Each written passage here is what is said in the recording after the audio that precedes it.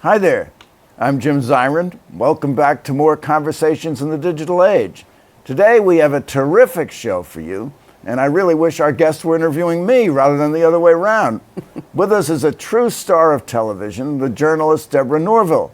Born in Dalton, Georgia, the carpet capital of the world, she began as a beauty contest winner, got into TV journalism in Chicago, and became an anchor and correspondent for CBS News, after being co-host and anchor of Today on NBC.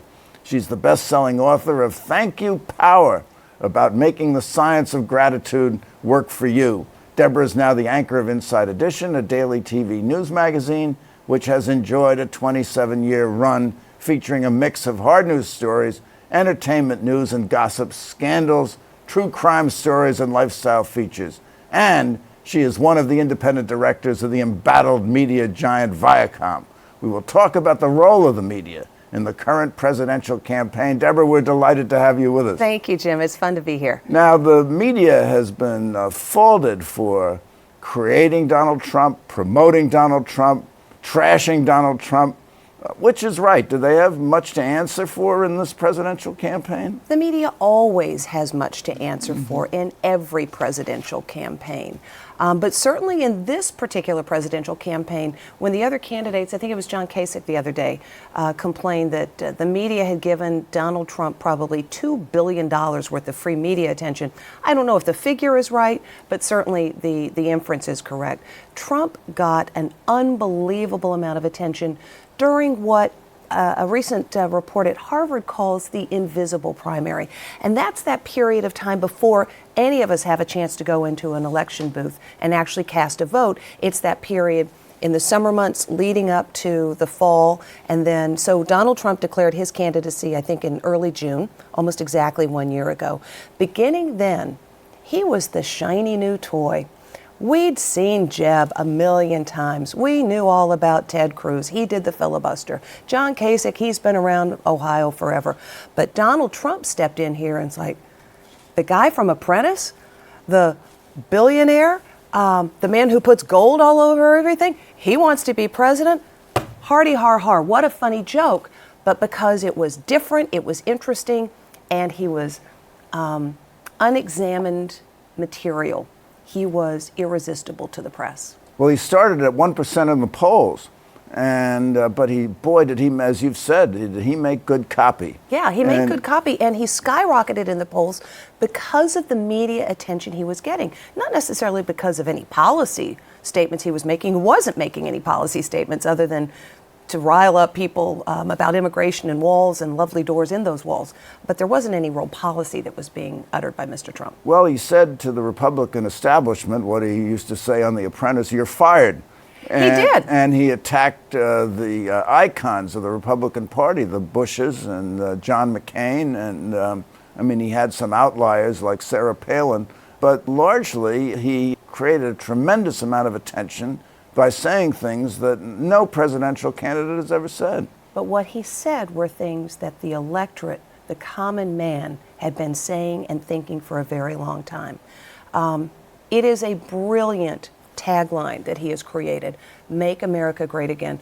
Who can argue with the idea that America should be a great country? And if you believe that America has slipped, and many polls indicate that many Americans do, then a slogan, "Make America Great Again," is one that anybody can embrace, because no one is going to embrace the antithesis of that. Let's make America suck. That's not going to happen. So Trump is a brilliant marketer. Does he know anything about governing? He has no experience in that area. Well, you have reality TV, and people have said about reality TV is that it's uninformative but very entertaining. And Ted Koppel said it marks the end of civilization. Well, I think the end of civilization has been marked many times. Yes. Wasn't it 12, 2012 or something, Nostradamus said we were all going to go, or the Mayans had predicted that it was going to be the end times or something like that. The end of civilization has been feared many times. I don't Mark think Twain, the reports of its demise have been exaggerated. Yeah, well, I thought that was reports of my demise have been greatly exaggerated. No, I don't think Donald Trump is going to be the end of civilization unless you are an establishment politician, in which case civilization, as you've known it in your world, very well may be ending. I mean, what we see across the board, we have two candidates who are the presumptive nominees in Secretary Clinton and Donald Trump. We have two candidates, neither of whom have very high likability ratings. On the contrary, it's a race to see who is more disliked on both sides of the electoral aisle. Race to the bottom. It's a race to the bottom. Now, Les Moonves, who is the CEO, as you know, of CBS, said, it's a terrible thing to say, but bring it on, Donald. Keep going. He likes the ad money and he likes Sure the he fun does. of Sure the he Trump does. campaign. Every television station group owner, and CBS has over 30-something%, as does NBC, ABC, Nexstar, which is run by Perry Sook. There are a bunch of TV groups, Tribune. They're all going to do quite well, thank you very much, because of the ad money that'll come in. If Mr. Trump has money to spend, that's his biggest challenge. He hasn't really been raising money. You know, he said his campaign was going to be self-funded, but we know he needs close to $1 billion to really mount an effective national campaign. How much is the Republican National Committee going to be able to assist in that regard? Because we've also heard a number of prominent Republicans have said, you know, I'll wait this one out for a little bit. I'll see what I'm going to do. Well, was it illegitimate of Trump to have courted the press the way he did? I mean, he always made himself available for interviews. If there was a TV program like this one, he'd call in. Sure. And he would get on and he would make some outrageous statement, either trashing Muslims or women or Mexicans or somebody. And he began to rise in the polls. I wouldn't say the word is illegitimate. I would say it was strategically brilliant. Because when he would say these outlandish things and pick whatever group he attacked, and pretty much everybody has been on the receiving end. I don't know if he's done, you know, nice men who do interview shows in New York, but you'll be next if he hasn't gotten you yet. Every time he called in and said something outrageous, the rest of the media reported it. And it's like throwing a stone in a pond. If this tabletop were a pond and we throw a rock right here, it's going to ripple out. And the coverage ripples out and goes further and further and further. And you might not have heard about Donald Trump, but you'll hear about him because of that story. And you might not like what he just said, but you're curious about the kind of person that would say that in public discourse. And he's almost like an itch. You know, you get a little mosquito bite. You don't have to scratch it, but you scratch it once, and then it's like, you want to scratch it again. Donald Trump is like that. You pay a little bit of attention. He said, what? And then you pay, he said, what? And then you go, oh, wait a minute. That I believe. That I agree with. So he says enough outrageous things about enough different groups. Everybody has biases. He will probably say something that you agree with.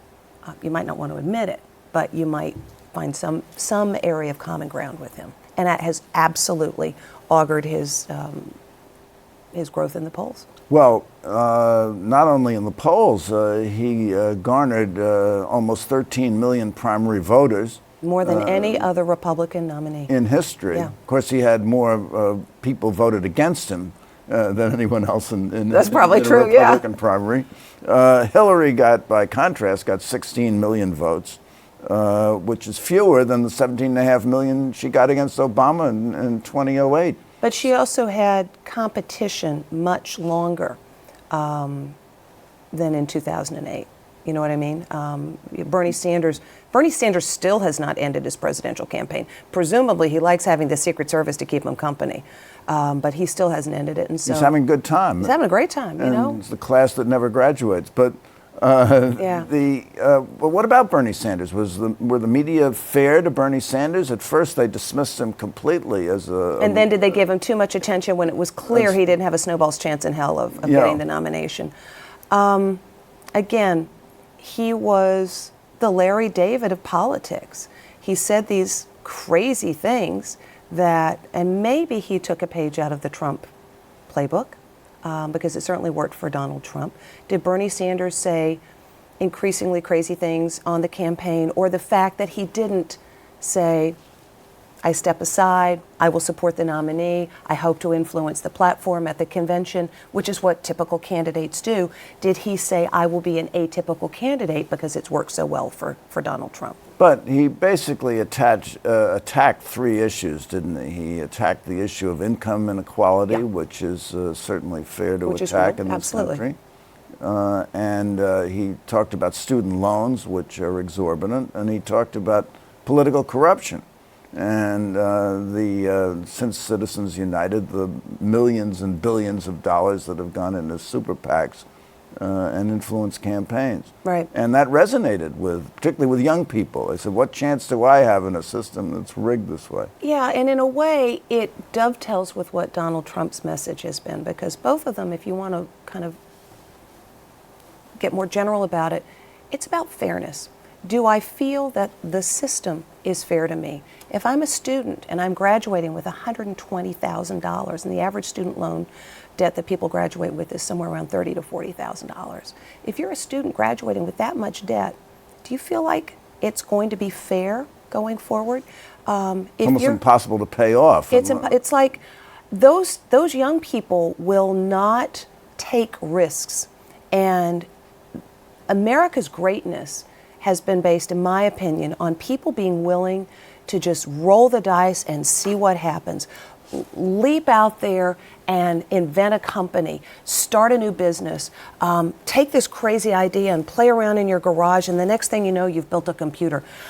You can do that if you don't have to essentially have a wife and two kids hanging over you. But that's what graduating with that amount of student debt is. It's like having a wife and two kids. You got to play it safe. You got to take the secure job. And so what's the future for those kids going to be? It's going to be tough. And so that message resonates. Income inequality, there is something fundamentally wrong when there is a gap this big between the super haves and the never haves. That's not American. So that message resonates. And that's clearly an issue for whoever gets elected president. Now, does Bernie Sanders have the right solution for it? Sort of the Robin Hood approach? Probably not. Based on the number of votes that he got, but it certainly resonated with people. That he was talking about the issue mattered, and I think it will be influential going forward. Right? Let's just turn to the attitude of the media, because having allegedly created Donald Trump or helped Donald Trump create himself, now they appear to be savaging Donald Trump. That is the role of the press. We build them up and we tear them down. Tear them right down. Yeah. So, and we do it every 4 years. Now, he sort of helped himself in the destruction, because here you had a sort of a week where the Inspector General of the State Department came out with a report about Hillary's emails, and Trump, you would think, would have tried to capitalize on that. Instead, out of the blue, he talks about a civil case that's pending against him in San Diego, and where the judge has actually made several rulings in his favor. Trump's own lawyers said it was fair. He hasn't moved to disqualify the judge in the case, but he comes out publicly and says the judge is a Mexican, which he's not, and attacks the judge and says that he's biased against him. He's as much a Mexican as Donald Trump is a German. Yes. Okay? It's just crazy. I can't make sense of it. What do you think, Jim? Well, I mean, why would he have done that? Because it seemed like shooting himself in the foot. Incomprehensible, except this drum roll against the Mexicans. And, you know, Mexican immigration is way down now, and that's not really the issue. When you talk about immigration, people are afraid of ISIS. Yeah. And they're afraid of Al-Qaeda. And also the question, what do we do with the estimated 11 million undocumented individuals who are here right now? Do you send them back to their home country? Do you find a way to allow them to earn their citizenship? Many of them have been here for decades. It just seems like that's an unsolved question that someone is going to have to address. Well, and many have tried, including Marco Rubio. And they have children who are born here in the United States. Correct. And are therefore citizens. Correct. Now, how do you deport citizens because their parents are here illegally? Correct, yeah. Obama took it on himself to say, I'm not going to deport Mexicans or others who are here illegally, who have a work history in the United States and have parents of children. But he didn't go the step further, which was to say how we can, what system can be put in place. If he's not going to deport them, how can you get them on the books? How can you make needed them? Congress for that, Yeah. but he wasn't going to involve. Well, he hasn't exactly worked really well Yeah, with Congress. Well, that's right. Or at all. And the Supreme Court will have to tell us whether he did that Right. that legally. But to the Trump thing, I think the question you raise about why, out of the blue, would he have attacked the judge in the Trump University case, which only draws attention to this case of federal fraud that's being alleged. Certainly, if you're running for the highest office in the land, you don't want to draw attention to the fact that people think you're a fraudster. At least those people down in the San Diego district do. It raises the question of stability in the Oval Office. If you're on this path, to see him take a veer in another direction causes concern for some people. And that will temperament. be a legitimate area of inquiry for the media. I think anything is fair game if one can make a legitimate case that this has bearing on the way you would conduct yourself in the Oval Office. And there are questions to be asked about Hillary Clinton as well. The email questions are very real and very serious, and Clinton Foundation questions are the very Clinton serious. Foundation questions are hugely serious. Is Secretary Clinton of a mind that she can make her own rules and play by them, and it's okay because we've been in the White House before? Can Donald Trump suddenly go off in this crazy direction because he wants to, and it gets good copy, or it makes copy, whether it's good or bad? Those are real questions, and people want answers to them, and they want the press, they depend upon the press to try to look at it from 6 different angles and come up with some clarity. And maybe you can't, but we do have to do the examination. Let's move on to the tragedy in Orlando. Trump was quick to accept congratulations for saying, "I told you so," that if we don't exclude Muslims from this country, there are going to be tragedies like this. Yeah, never mind that this gentleman was born in the United States. Born in Queens, the same borough where Trump was born. And he was quick to say he was an Afghan. Now, you who I would worked say in he's carpets, a New Yorker. You think of Afghans as rugs, but he was not an Afghan, or I guess we'd say an Afghani. Afghani, right. And his father was an Afghani. And so, again, it seemed to be a misstep of Trump's own making. But do you think this has been overblown in the press in order to try to attack Trump as a racist or as a pro-gun madman? I think that Donald Trump, based on the totality of his statements, I don't think it's so much being a racist, maybe a xenophobe. He has clearly multiple times made statements that indicate he is not a fan of anyone coming to this country unless they look like him. And that resonates with a lot of people. I think, look, the economy is only okay. The economy is not great. Here we are 8 years after the economic collapse, and while allegedly we're back to full employment at around 5%, the truth is that number doesn't include those people who have simply given up. Well, Trump says it's 42%. Well, I'm not sure that number, I'd love to see where he gets that particular figure from, but he'll never share that information. So no one else has been able to replicate that figure.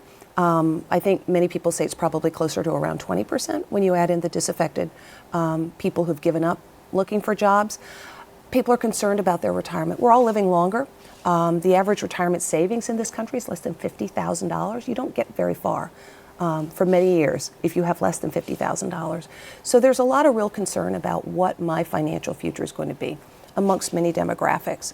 And so when Trump speaks about immigration and people coming in, it can resonate with those people who are fearful of their financial future because they don't have the job security, the financial security for their futures that they would like. They're worried about how their kids are going to be educated.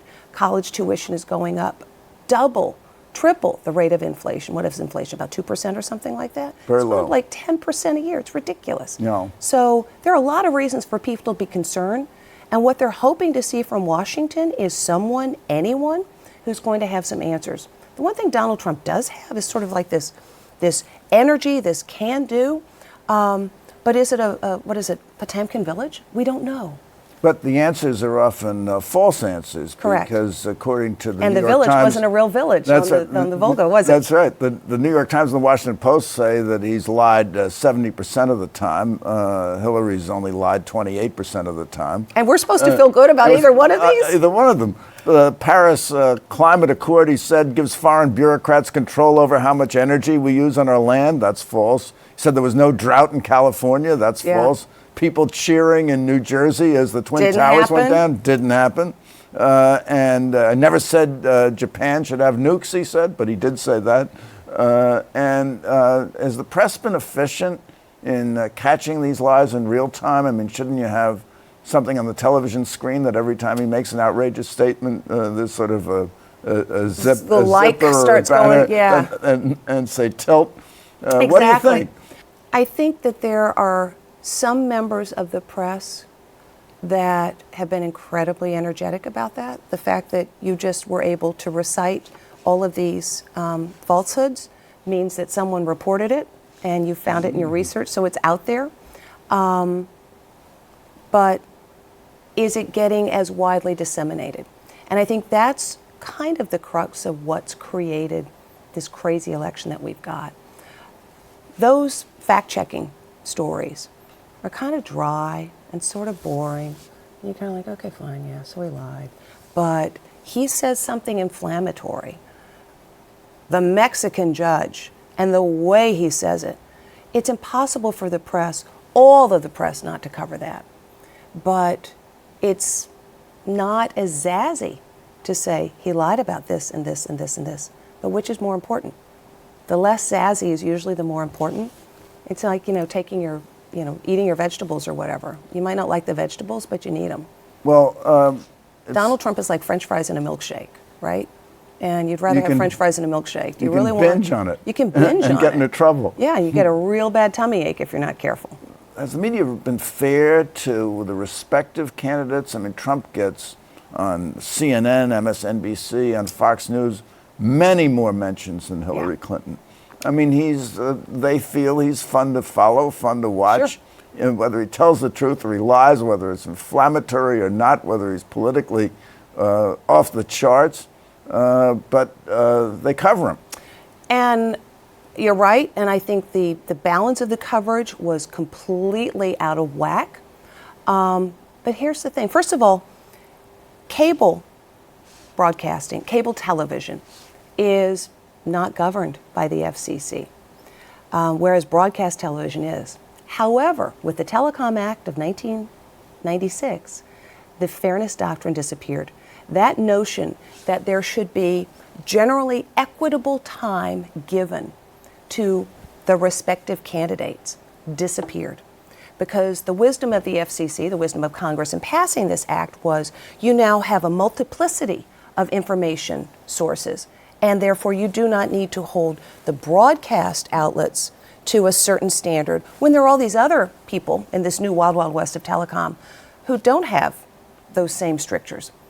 The end result, however, was, in some cases, nobody got coverage, and someone like a Donald Trump got the lion's share of it. Deborah, what will the debates look like? I mean, what happens if Deborah Norville asks the candidates, what's your approach to Syria? What should we do about Syria? And Hillary comes up with some bland policy statement, which she's on record as having said. Right. And then Trump said, Syria's not the issue in this Bomb campaign. them into the Stone Age. Or we don't have to talk about Syria. The issue here is trust. You can't believe her. She's crooked Hillary. Monica Lewinsky, the foundation. Oh, okay. So she doesn't bother to answer the question. Doesn't even bother to answer the question, You which have is to the hold typical Trump response. Now, is the media going to hold his feet to the fire, or are they going to just allow him to?